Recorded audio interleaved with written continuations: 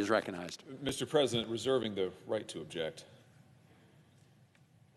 Approximately 24 hours after the attack at Abbey Gate in Kabul, I had the privilege to speak with the father of one of the Marines who lost his life there. The young Marine from the state of Missouri, St. Charles County, was named Jared Schmitz. His father's name is Mark, told me of the devastation of losing his son. He later spoke in public about his son in this way. He said, "I'm very honored," this is Mark talking about his boy Jared, "I'm very honored that I could call him my son. His life meant so much more. I'm so incredibly devastated that I won't be able to see the man that he was very quickly growing into becoming." 13 service members lost their life on that day, hundreds of civilians, and as a result of the botched evacuation operation, hundreds, if not thousands, of American civilians were left behind to the enemy, where hundreds still remain. Now, I'm not going to reveal the contents of my conversation with Mr. Schmitz, except to say something that he asked me, something that he told me. He told me, "Go fight like hell." And that's exactly what I'm going to do until there is accountability for the worst foreign policy crisis this country has suffered since the Vietnam War. Now we hear from our friends on the other side of the aisle that our insistence that we actually vote on nominees is unprecedented. I would humbly suggest that the crisis into which this president has led this country is unprecedented. In my lifetime, it is unprecedented. It is unprecedented for an American president to watch 13 service members lose their lives in an evacuation for which he is responsible, and then to celebrate that operation as an unqualified success, an extraordinary success, I believe was President Biden's words. Really, an extraordinary success. 13 service members dead, hundreds of civilians dead, hundreds of Americans left behind to the enemy. That's success?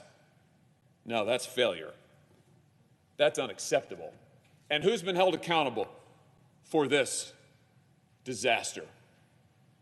No one. Who has the president fired? Who has offered their resignation? Which of the planners at the Department of State or the Department of Defense or the National Security Council has been relieved of duty? No one. Now, we've seen this movie before. Back to Vietnam. In Vietnam, we watched as the experts in Washington sent thousands and thousands of Americans to die, concealing the true state of the war, lying to the American people. And what happened to the people who planned that disastrous war over all those years? Nothing. They went on to their board seats. They went on to collect their fat pension checks. They went on to be celebrated. And who was left to pick up the pieces? It was the families of the fallen. It was those who lost their lives. Well, Mr. President, I, for one, am not willing to stand by and participate in that kind of theater again. I am not going to go back to the families of the fallen in my state and say that I didn't do anything while people in this body looked the other way. It's time that there was accountability. And so is this a protest that I am lodging by asking the Senate to actually vote on these nominees? You bet it is. You bet it is. Because we don't need more leadership of the same kind in the State Department. We don't need more leadership of the same kind in the Department of Defense. We need different kind of leadership. We need a different direction for this country. And until there is accountability, I'm going to ask that the Senate do the simple task of its job, which is to actually vote on these nominees. The least we could do is observe regular order and vote on these leadership positions at the Department of State and the Department of Defense. Now, my colleague from Maryland says, and I think he's right, he says that we've got to put national security first. And I agree with him about that. And that begins at the top. with the President of the United States and the leadership of the Department of Defense and the Department of State.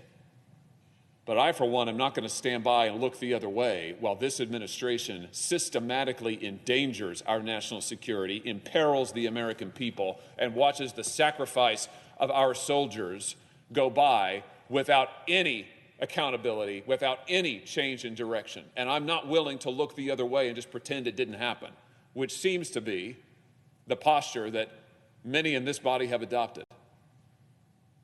I'm not willing to do that. Frankly, I can't do that because I promised the parents of the fallen that I wouldn't do that. And so I'm going to discharge my responsibility.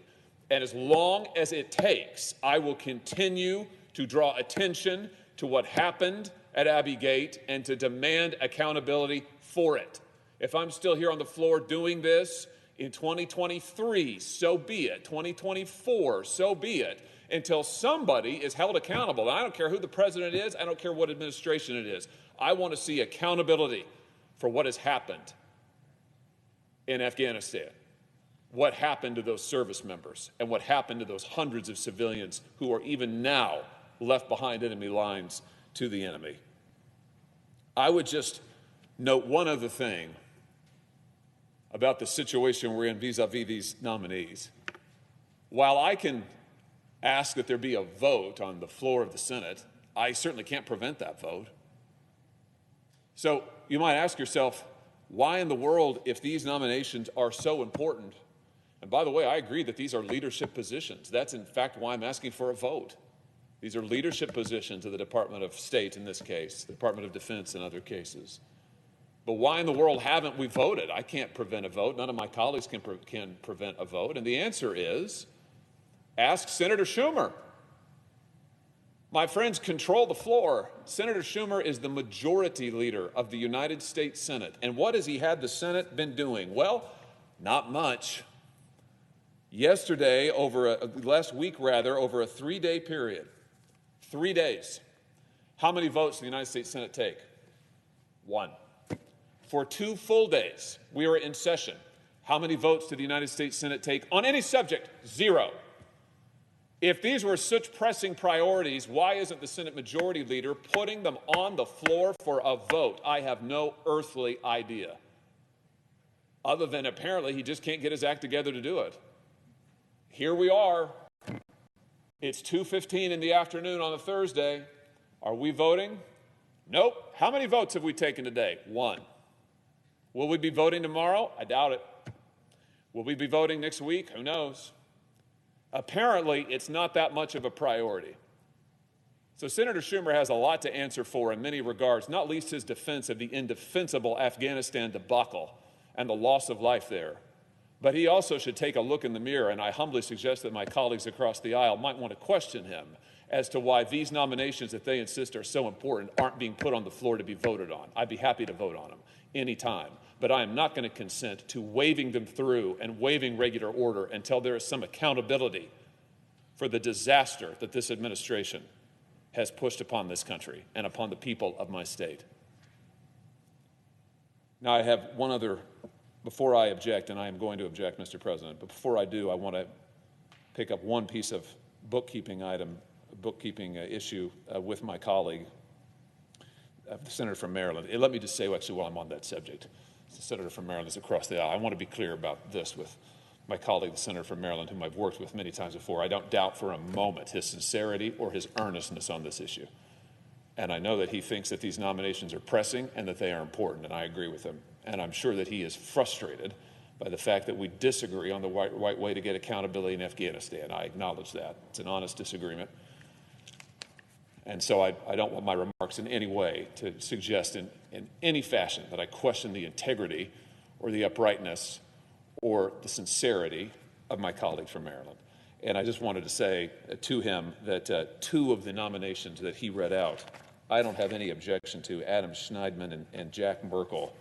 So if the senator were willing to reoffer those separately, I think you certainly would encounter no objection from me. But with all of that, Mr. President, I object. The objection is heard. The senator from Maryland. They're willing to give us 2.